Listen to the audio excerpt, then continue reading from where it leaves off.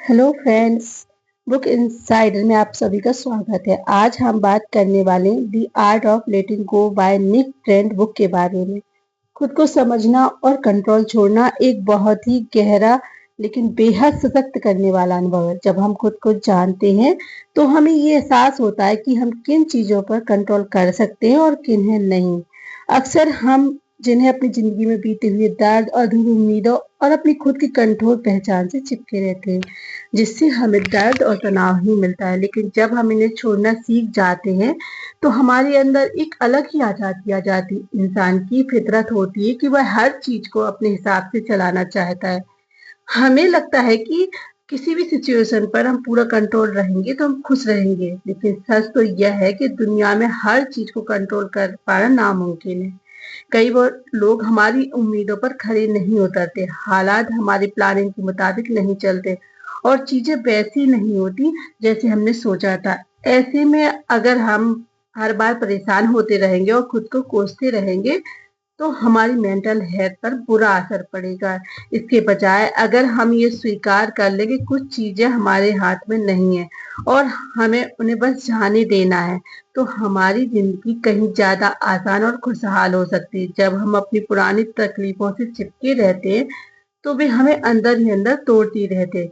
किसी ने हमें बचपन में बुरा कहा हो, किसी दोस्त ने धोखा दिया हो, किसी रिलेशनशिप में हमें तकलीफ मिली हो, तो हम इन चीजों को अपने 7 साल तक लेकर चलते हैं। लेकिन क्या ये सच में हमारे काम आती हैं या फिर ये बस हमारे दिल और दिमाग पर बोझ बनकर बैठ जाती हैं?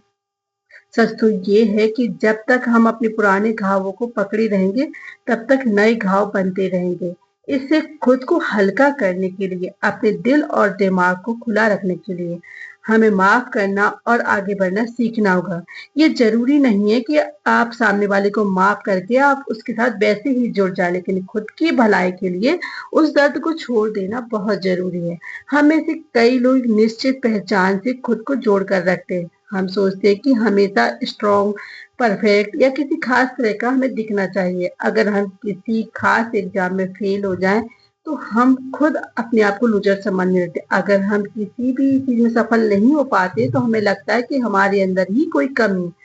लेकिन ये सोच भी हमें सीमित कर देती है। हमारी असली पहचान किसी एक विफलता या सफलता से तय नहीं होती, बल्कि हर दिन हम अपने को नए तरीके से ढाल सकते हैं। अगर हम खुद को एक लचीली पहचान से देखना शुरू करें, यानी कि हम बदलाव को अपनाने के लिए तैयार हों, तो हमारी जिंदगी कहीं बेहतर, खूबसूरत और आसान हो सकती है। उसको बेहतर तरीके से समझने का सबसे अच्छा तरीका है कि हम अपनी फीलिंग्स को और चीजों को ऑब्जर्व करेंगे कि हम किन चीजों से खुश रह सकते हैं और कौन चीजों से हमें दुखी करते हैं। जब हम गुस्सा होते हैं तो क्या हम अंदर कोई अधूरी चाहत होती है जो पूरी नहीं होती? इन सवालों पर ध्यान देना हमें खुद को जानने में मदद करता है। हम जितना खुद को समझेंगे उतनी ही अपनी जिंदगी के बारे में भी समझ पाएंगे।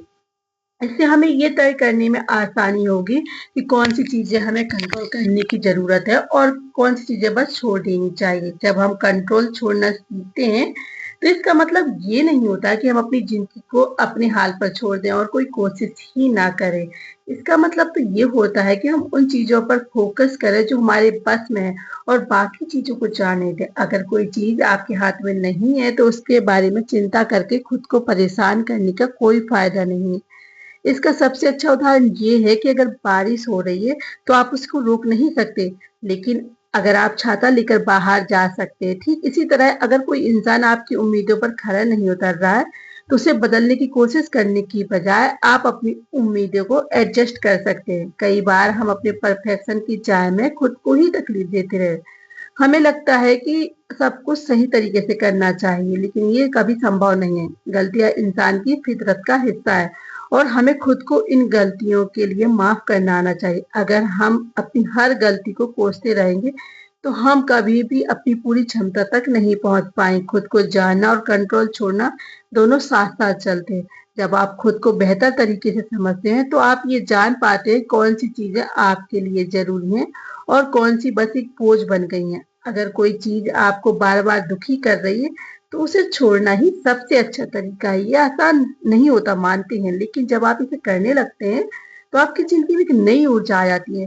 दोस्तों, इस पूरी प्रक्रिया में सबसे जरूरी चीज होती है खुद पर भरोसा करना।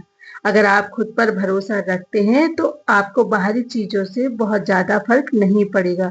आप जानते होंगे कि आप अपने रास्ते पर सही हैं और बाकी चीजें अपने आप ठीक हो जाएंगी।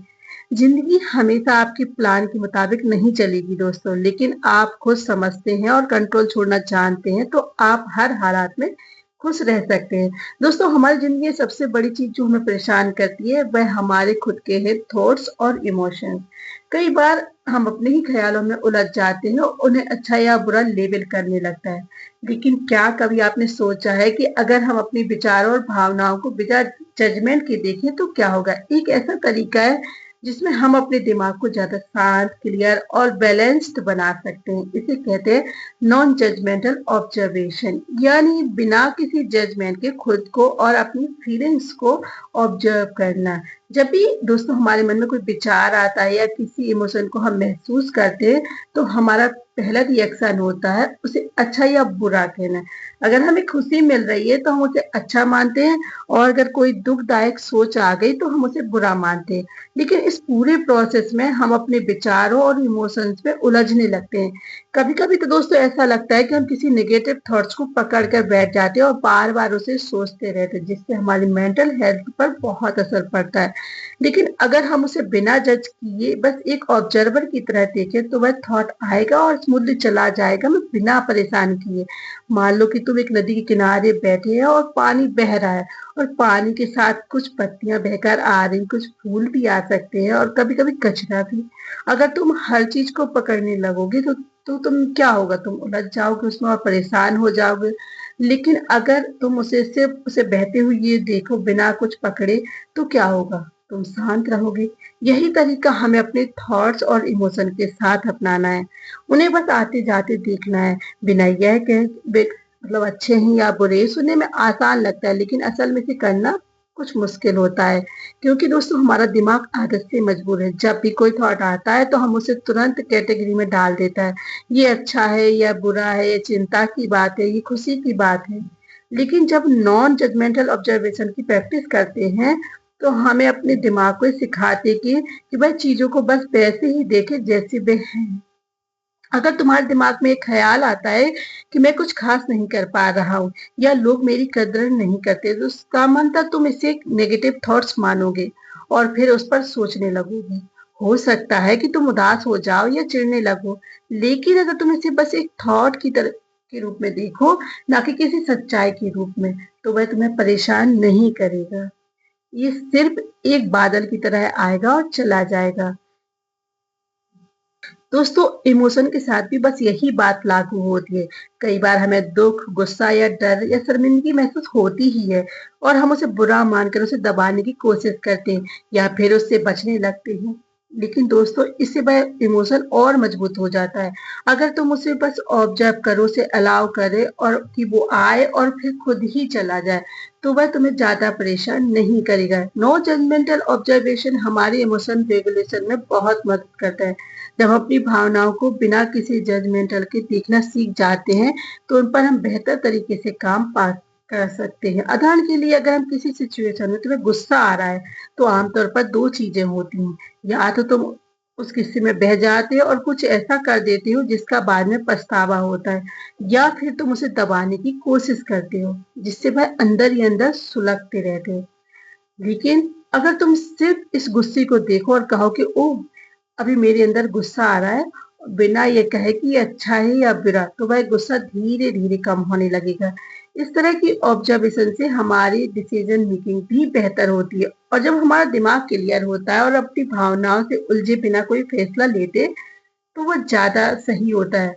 मान लो दोस्तों कि तुम्हें किसी रिश्ते को लेकर कोई बड़ा फैसला लेना है, लेकिन तुम्हारे अंदर बहुत सारी फीलिंग चल रही है, डर, उम्मीद, दुख।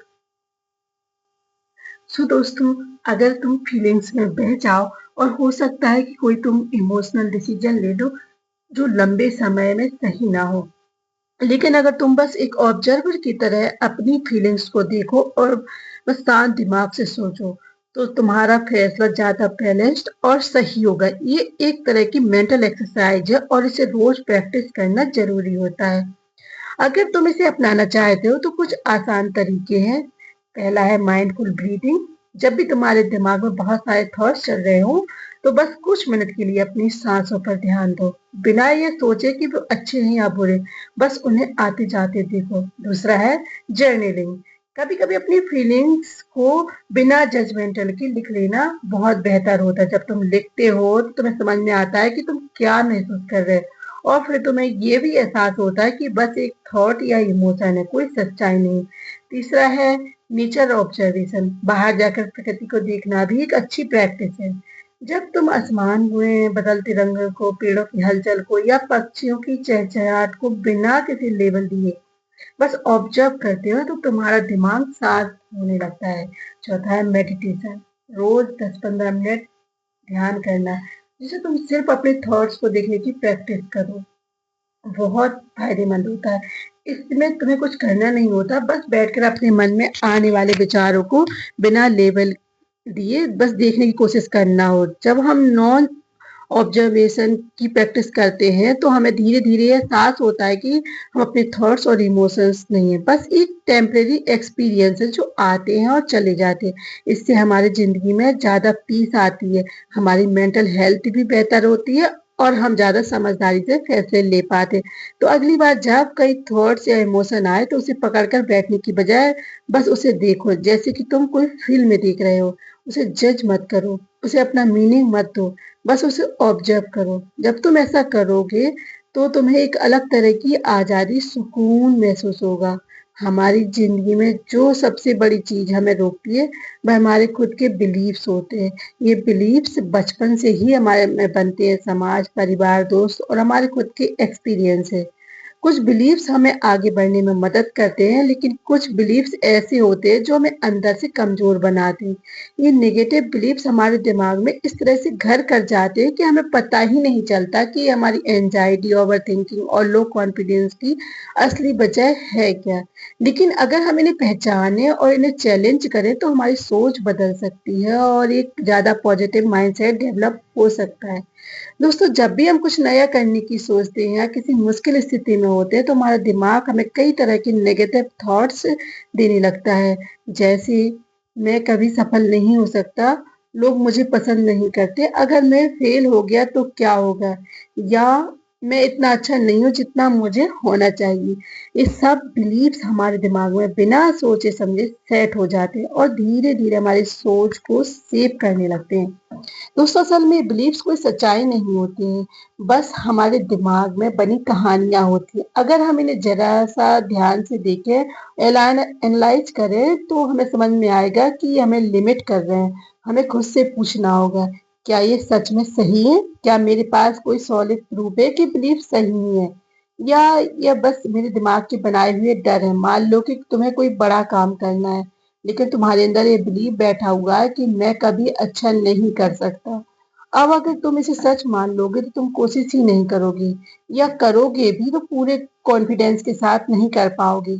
लेकिन अगर तुम इस बिलीव को चैलेंज करोगे और खुद से पूछो, क्या सच में मैं कभी अच्छा नहीं कर सकता, तो तुम्हें एहसास होगा कि सिर्फ एक सोच है, कोई हकीकत नहीं। शायद तुम पहले भी कई बार अच्छा कर चुके हो, लेकिन तुम्हारा दिमाग बस फेलियर को ज्यादा याद रखता है। इस तरह की नेगेटिव बिलीव्स हमारी एंजाइटी को भी बढ़ाती हैं। जब हम किसी चीज को लेकर बहुत ज्यादा सोचते हैं तो इसका कारण यही है कि हमारे बिलीव्स ही होते हैं। अगर तुम्हारे अंदर ये बिलीव्स हैं कि मैं किसी से बात करूंगा तो वो मुझे जज करेंगे, जब भी तुम किसी से नए इंसान से बात करोगे तो तुम्हारा दिमाग ओवर थिंकिंग करना शुरू कर देगा। मैं ठीक से बात कर पाऊंगा या नहीं, क्या मैंने कुछ गलत कह दिया, क्या मुझे उन्हें मेरी बात पसंद नहीं है, सारे थॉट्स तुम्हारे अंदर घबराहट और डर पैदा कर देंगे। लेकिन अगर तुम इन बिलीव्स को चैलेंज करो और खुद से कहो, क्या हर कोई मुझे जज करने के लिए बैठा है, क्या मैंने कभी ऐसे लोगों से बात की है जो मुझे पसंद करते हैं, तो तुम्हें समझ में आएगा कि ये बिलीव गलत है और इसे बदलने की जरूरत है। हमारे दिमाग में एक खास तरह का पैटर्न बन जाता है। अगर हम बार बार निगेटिव थॉट्स को, बिलीव्स को दोहराते तो हमारा दिमाग उन्हें सच मान लेता है और हमारी सोच उसी पैटर्न में चलने लगती है। दोस्तों, लेकिन अच्छी खबर ये है कि इस पैटर्न को हम बदल सकते हैं। न्यूरोसाइंस बताता है कि हमारा दिमाग फ्लेक्सिबल होता है, जिसे न्यूरोप्लास्टिसिटी कहते हैं। इसका मतलब है कि अगर हम अपनी सोच को बार-बार बदलने की कोशिश करें, तो नया माइंडसेट डेवलप किया जा सकता है। नेगेटिव बिलीफ्स को चैलेंज करने के लिए सबसे पहले हमें उन्हें पहचानना होगा। इसके लिए हमें अपने थॉट्स को ऑब्जर्व करना होगा। जब भी तुम्हें कोई डराने या रोकने वाले थॉट आए, उसे आप लिख लो। फिर उससे पूछो, क्या यह बिलीफ सच में सही है, या इसका कोई प्रूफ है, या सिर्फ ये मेरा डर है। और एक आप एक और नजरिए से इसको देख सकते हैं। चौथा है, अगर मेरा कोई दोस्त इस सिचुएशन में होता, तो मैं उसे क्या सलाह देता। मान लो कि तुम्हारे अंदर बिलीव है कि मैं कभी लीडर नहीं बन सकता, क्योंकि मैं इंट्रोवर्ट हूँ। अब इस बिलीव्स को चैलेंज करो, क्या सच में हर लीडर एक्सट्रोवर्ट होता है। स्टीव जॉब्स, मार्क जकरबर्ग जैसे कितने भी सफल लोग इंट्रोवर्ट थे, फिर भी वे बड़े लीडर्स बने। जब तुम इस बिलीव्स को चैलेंज करोगे, तो तुम्हें समझ में आएगा कि ये सिर्फ तुम्हारे दिमाग का बनाया हुआ एक झूठा डर है। निगेटिव बिलीव्स को बदलने के लिए हमें नए पॉजिटिव बिलीव्स को बनाने होंगे। अगर तुम्हारे अंदर ये बिलीव्स हैं कि मैं कभी कुछ बड़ा नहीं कर सकता, तो इसे बदलकर यह कहना शुरू कर दो, अगर मैं कोशिश करूं तो मैं बहुत कुछ कर सकता हूँ। बार बार इसे दोहराओ, जब तक कि तुम्हारा दिमाग इसे सच मानना शुरू ना कर दे। इसके लिए एफर्मेशन बहुत काम आती है। जब तुम बार बार अपने दिमाग को पॉजिटिव बिलीफ से भरोगे, तो धीरे धीरे तुम्हारा सबकॉन्शियस माइंड उन्हें एक्सेप्ट करेगा। जैसे, मैं अपने फियर से बड़ा हूँ, मैं अपनी सोच बदल सकता हूँ, मैं कॉन्फिडेंट हूँ, और मुझ में सफलता पाने की ताकत है, मुझे खुद पर भरोसा है। एफर्मेशन का रोज सुबह और शाम सोने से पहले बोलने की आदत डालो। इससे तुम्हारा दिमाग धीरे धीरे नया पैटर्न बनाने लगेगा। माइंडफुलनेस भी एक बहुत अच्छा तरीका है नेगेटिव बिलीव्स को बदलने का। दोस्तों, जब तुम अपने थॉट्स को बिना जज किए ऑब्जर्व करते हो, तो तुम्हें समझ में आता है कि ये बस थॉट्स है, कोई सच्चाई नहीं। जब तुम माइंडफुलनेस प्रैक्टिस करते हो, तो तुम्हारी अवेयरनेस बढ़ती है और तुम अपने दिमाग को ज्यादा कॉन्शियसली कंट्रोल कर पाते हो। एक और बहुत अच्छा तरीका है दोस्तों, surround yourself with positive people. जिन लोगों के साथ तुम ज्यादा समय बिताते हो, उनका तुम्हारी सोच पर बहुत गहरा असर पड़ता है। अगर तुम ऐसे लोगों के साथ रहोगे जो हमेशा नेगेटिव सोचेंगे, तो तुम्हारा माइंडसेट भी वैसा ही बन जाएगा।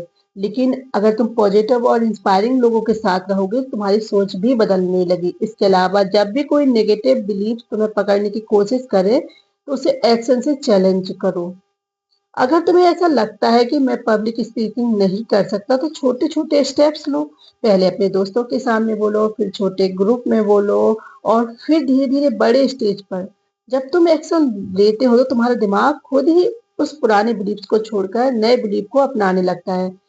नेगेटिव बिलीफ्स को बदलना एक दिन का काम नहीं, बल्कि एक प्रोसेस है। लेकिन अगर तुम इस सीरियसली लोगे और रोज इसकी प्रैक्टिस करोगे, तो धीरे धीरे तुम्हारा माइंडसेट बदलने लगेगा। एंजाइटी और ओवरथिंकिंग कम होने लगी, और तुम्हें ज्यादा कॉन्फिडेंट और पॉजिटिविटी महसूस होगी। जब अगली बार तुम्हारे दिमाग में कोई नेगेटिव थॉट आए, तो उसे चैलेंज करना मत भूलना। उसे बस वैसे ही एक्सेप्ट मत कर लेना, बल्कि उससे सवाल पूछो, उसे प्रूव करो कि वह गलत है। जब तुम ऐसा करने लगोगे, तो तुम्हें एहसास होगा कि तुम अपनी सोच को बदल सकते हो। जब सोच बदलती है, तो जिंदगी भी बदल जाती है। हमारा दिमाग हर वक्त हजारों थॉट से भरा रहता है। कभी किसी अधूरे काम की चिंता, तो कभी बीते हुए कल की यादें, कभी आने वाले कल का डर। जब ये सारी बातें दिमाग में इकट्ठा होती रहती हैं, तो हमारा माइंड एक भारी बोझ जैसा लगने लगता है। हम एक्सेस महसूस करने लगते हैं, फोकस नहीं कर पाते हैं, और एक अजीब सा मेंटल क्लटर हमारे दिमाग में बना रहता है।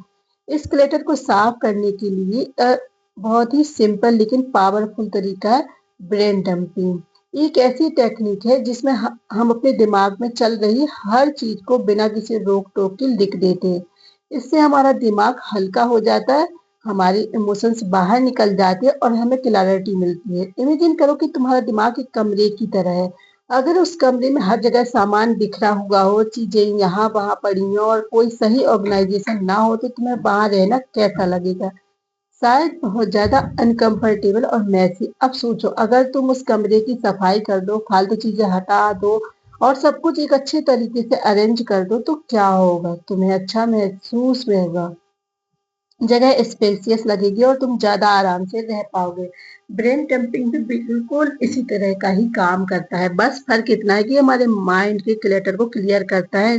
जब भी हम किसी परेशानी में होते हैं तो हमारा दिमाग उसी चीज को बार बार दोहराने लगता है। जैसे मान लो कि तुम्हें एक इम्पोर्टेंट प्रोजेक्ट की डेडलाइन पूरी करनी है, साथ ही तुम्हें कुछ और भी चीजों की चिंता हो रही है, जैसे घर के काम, कोई पुराना अनरिजॉल्व्ड इशू या फिर कोई पर्सनल टेंशन। इन सब चीजों के बारे में सोचते सोचते तुम्हारा दिमाग ओवरबर्डन हो जाता है। अग, अगर तुम इन सब चीजों को लिखकर बाहर निकाल दो तो तुम्हारा दिमाग रिलैक्स कर जाएगा। ये ठीक वैसे ही है जैसे एक लैपटॉप की रैम को खाली करना। जब तक अननेसेसरी फाइल्स वहां होती हैं तब तक सिस्टम स्लो रहता है, लेकिन जब हम उन्हें हटा देते हैं तो सब कुछ स्मूथ चलने लगता है। दोस्तों, ब्रेन डंपिंग का सबसे बड़ा फायदा यह है कि इससे हम अपने नेगेटिव इमोशंस को इफेक्टिवली रिलीज कर सकते हैं। जब भी तुम स्ट्रेस में होते या तुम्हें लगता है कि तुम बहुत ज्यादा एक्सेस महसूस कर रहे हो तो बस एक नोटबुक उठाओ, लिखना शुरू कर दो। कुछ भी लिखो जो तुम्हारे मन में चल रहा हो, सोचे समझे बिना फिल्टर किए आप लिखना शुरू कर दो। जरूरी नहीं कि आप राइटिंग स्पष्ट स्ट्रक्चर्ड हो या कोई भी प्रॉपर हो, बस आपके मन में जो भी आ रहा है उसे बाहर निकाल दे। टेक्निक हमारे सबकॉन्शियस माइंड को क्लियर करने में मदद करती है। कई बार ऐसा होता है कि हमें पता ही नहीं चलता कि असल में हमें करना क्या है या क्या परेशान कर रहा है। हमें लगता है कि हम किसी एक चीज की वजह से परेशान, लेकिन असल में कारण कुछ और ही होता है। जब हम ब्रेन डंप करते हैं तो हमें खुद से जुड़े कई हिडन थॉट्स हमारे और इमोशंस का पता चलता है। सेल्फ अवेयरनेस को बढ़ाने का भी बहुत अच्छा तरीका है। मान लो कि तुम बार बार किसी पर्टिकुलर इंसान के बारे में सोच रहे हो और तुम्हें समझ नहीं आ रहा है कि क्यों। तुम बस कंफ्यूज और रेस्टलेस महसूस कर रहे हो। अगर तुम इस बारे में लिखना शुरू कर दो तो धीरे धीरे तुम्हें क्लियरिटी मिलनी शुरू हो जाएगी। तुम्हें समझ आने लगे कि असल में किस चीज से दिक्कत हो रही है, क्या किस इंसान से तुम परेशान हो, या तुम्हें कोई डर सता रहा है, या तुम बस पुरानी मेमोरीज में फंसे हुए हो। जब तुम अपने थॉट्स को बाहर निकालते हो तो यह तुम्हारी इमोशंस को प्रोसेस करने में मदद करता है और तुम्हारा दिमाग धीरे धीरे शांत होने लगता है। ब्रेन डंपिंग को और भी इफेक्टिव बनाने के लिए कुछ टेक्निक्स है जो इसे और ज्यादा पावरफुल बना सकती हैं। पहला है फ्री राइटिंग। ये सबसे आसान तरीका है। बस पेन और पेपर लो, बस बिना रुके लिखना शुरू कर दो। कोई प्लानिंग नहीं, कोई स्ट्रक्चर नहीं, बस जो मन में आ रहा है उसे फ्लो में लिखते जाओ। दूसरा है कैटेगराइज ब्रेन डंपिंग। इसमें तुम अपने थॉट्स को अलग अलग कैटेगरी में डिवाइड कर सकते हैं, जैसे personal, worry, work stress, future plans या हेल्थ कंसर्न्स। इससे तुम्हें ज्यादा ऑर्गेनाइज तरीके से अपने थॉट्स को देखने में मदद मिलेगी। तीसरा है माइंड मैपिंग। अगर तुम्हें लिखने में मजा नहीं आ रहा है और तुम्हें चीजों को विजुअली देखना पसंद है तो तुम माइंड मैप्स बना सकते हो। इसमें तुम एक मेन थॉट्स लिख सकते हो और उससे जुड़े हुए सारे थॉट्स ड्रॉ कर सकते हो। फोर है नाइट टाइम ब्रेन डंप। सोने से पहले ब्रेन डंपिंग करना बहुत इफेक्टिव होता है। कई बार हम सोने जाते हैं लेकिन हमारा दिमाग बंद नहीं होता है, हजारों चीजें उसमें घूमती रहती हैं, इसी वजह से हम ठीक से नींद नहीं आती। लेकिन अगर हम सोने से पहले कुछ काम कर लेते हैं तो हमारी नींद अच्छी हो जाती है। पहले अपने दिमाग में चल रही सारी बातें लिखते तो हमारा माइंड रिलैक्स हो जाता है और हमें अच्छी नींद आ जाती है। फाइव है ग्रेटिट्यूड ब्रेन डंप। सिर्फ प्रॉब्लम और बरीज को ही नहीं बल्कि अपनी ब्लेसिंग्स और अचीवमेंट को भी लिखो। जब हम उन चीजों को लिखते हैं जिनके लिए हम ग्रेटफुल है तो हमारा दिमाग ऑटोमेटिकली पॉजिटिव माइंडसेट की तरफ शिफ्ट होने लगता है। ब्रेन डंपिंग का सबसे अच्छा फायदा यह है कि हमारी ओवर थिंकिंग को कम करता है, और जब कोई थॉट हमारे दिमाग में बार बार घूमता है तो हमारी एनर्जी को ड्रेन कर दे, लेकिन जब हम उसे लिख देते हैं तो वे हमारे दिमाग से बाहर निकल जाता है और हमारी मेंटल पीस मिलती है। ये टेक्निक डिसीजन मेकिंग में भी मदद करती है। जब हमारे पास बहुत सारी ऑप्शंस होती हैं और हमें समझ नहीं आता कि कौन सा ऑप्शन सही है तो ब्रेन डंपिंग हमें क्लैरिटी देता है। अलग अलग पॉसिबिलिटीज को आप लिख सकते हैं, उनके प्रोज और कॉन्स देख सकते हो और फिर एक इन्फॉर्म डिसीजन ले सकते हो। इमोशन हीलिंग के लिए ये बहुत पावरफुल तरीका है। अगर तुम्हारे अंदर कोई पुराना गम, दर्द, गिल्ट है तो उसे लिख दो। अपने इमोशंस को वर्ड्स दो और उन्हें बाहर निकाल दो। इससे तुम्हें इमोशन रिलीव करने में मदद मिलेगी और ज्यादा हल्का महसूस करोगी। सबसे अच्छी बात यह है कि ब्रेन डंपिंग करने के लिए तुम्हें किसी भी तरह की स्पेशल स्किल की जरूरत नहीं होती है, बस एक नोटबुक लो और लिखना शुरू कर दो। अगर तुम रोज सिर्फ 10 से 15 मिनट भी ये प्रैक्टिस करते हो, बहुत सारे पॉजिटिव चेंजेस देखने को मिलेंगे। तुम्हारा दिमाग क्लियर होगा, स्ट्रेस कम होगा, ओवर थिंकिंग घटेगी और तुम्हें अपनी लाइफ में ज्यादा कंट्रोल महसूस होगा। तो अगली बार जब तुम्हारा दिमाग किसी बोझ से भरी लगे, तो उसे अपने अंदर रखने की बजाय उसे बाहर निकाल दो। लिखो, बिना रुके, बिना सोचे, बिना देखे तुम्हारा माइंड कैसे फ्री और रिलैक्स्ड महसूस करता है। कभी कभी हमारी जिंदगी में कुछ ऐसी चीजें होती हैं जो हमें बहुत ज्यादा परेशान कर देती हैं। कोई आर्गुमेंट, कोई फेलियर, कोई ऐसा मोमेंट जो हमें बार बार याद आता है, परेशान करता है। हम अपने इमोशन में इतना डूब जाते हैं कि सिचुएशन को सही नजरिए से देख नहीं पाते। हमारा दिमाग बार-बार उसी बात को सोचता रहता है और हम ओवरथिंकिंग, अननेसेसरी स्ट्रेस में फंस जाते हैं। ऐसे समय पर सेल्फ डिस्टेंसिंग की स्किल्स बहुत काम आती है। एक टेक्निक है जिससे हम अपनी इमोशंस को कंट्रोल करते हैं और सिचुएशन को एक ज्यादा बैलेंस पर्सपेक्टिव से देखना सीख जाते हैं। सेल्फ डिस्टेंसिंग का मतलब है अपनी जिंदगी किसी सिचुएशन को कुछ दूर से देखना। इमेजिन करो कि तुम्हारी कोई बुरी, बहुत करीबी दोस्त तुम्हारी तरह की परेशानी में है और वह तुमसे सलाह मांग रही है। तुम उसे क्या कहोगे? जाहिर सी बात है कि तुम उसे काल्म होकर लॉजिकल तरीके से एक बैलेंस एडवाइस दोगे। लेकिन जब वही बात खुद के साथ होती है तो हम इतने ज्यादा इन्वॉल्व हो जाते हैं कि क्लियर सोच ही नहीं पाते हैं। सेल्फ डिस्टेंसिंग हमें फीलिंग से अलग होने के लिए नहीं कहता, बल्कि हमें सिखाता है कि हम अपने इमोशंस को ज्यादा बेहतर तरीके से मैनेज करें। मान लो कि तुम्हारा किसी दोस्त से आज झगड़ा हो गया और तुम्हें बहुत गुस्सा आ रहा है। अगर तुम पूरी तरह से अपने गुस्से में डूब जाओगे, तो हो सकता है कि तुम कुछ ऐसा कह दो जिससे तुम्हारे रिश्ते और ज्यादा खराब हो जाए। लेकिन अगर तुम इस सिचुएशन को कुछ दूर से देखो, तो तुम्हें यह समझ आ जाएगा कि गुस्सा आना नॉर्मल है, लेकिन उसे सही तरीके से हैंडल करना ज्यादा जरूरी है। जब हम किसी सिचुएशन को पहले व्यक्ति फर्स्ट पर्सन की नजरिए से देखते हैं, तो हम उसमें पूरी तरह से डूब जाते हैं। लेकिन अगर हम उसे तीसरे व्यक्ति, थर्ड पर्सन के नजरिए से देखें, तो हमें ज्यादा क्लियरिटी मिलती है। इसका एक सिंपल तरीका यह है कि जब तुम किसी परेशानी में फंसे हो, तो खुद से यह मत पूछो कि मैं इस सिचुएशन में क्या करूं, बल्कि यह पूछो, अगर कोई इस सिचुएशन में होता तो मैं उसे क्या सलाह देता। रिसर्च ने यह साबित किया है कि जब हम सेल्फ डिस्टेंसिंग की प्रैक्टिस करते हैं तो हमारी डिसीजन मेकिंग स्किल्स बेहतर होती है। हम अपनी इमोशन को ज्यादा इफेक्टिवली रेगुलेट कर पाते हैं और इम्पल्सिव डिसीजन लेने से बचते हैं। जब भी कोई परेशानी आती है तो हमारा दिमाग तुरंत रिएक्ट करना चाहता है, लेकिन अगर हम कुछ पीछे हटकर सोचें तो हम ज्यादा काम और रैशनल तरीके से डिसीजन ले सकते हैं।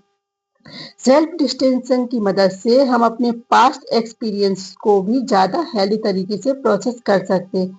कई बार हम किसी पेनफुल मेमोरी में फंसे रह जाते हैं, कोई पुरानी गलती, कोई पुराना अनुभव या कोई ऐसा मोमेंट जिसे हम बार बार याद करके दुखी होते रहते हैं। अगर हम इसे बहुत करीब से देखते हैं तो वह दर्द और ज्यादा बढ़ जाता है, लेकिन अगर हम इसे कुछ डिस्टेंसिंग से देखें तो समझ में आता है कि वह हमारी जिंदगी का एक छोटा सा हिस्सा था।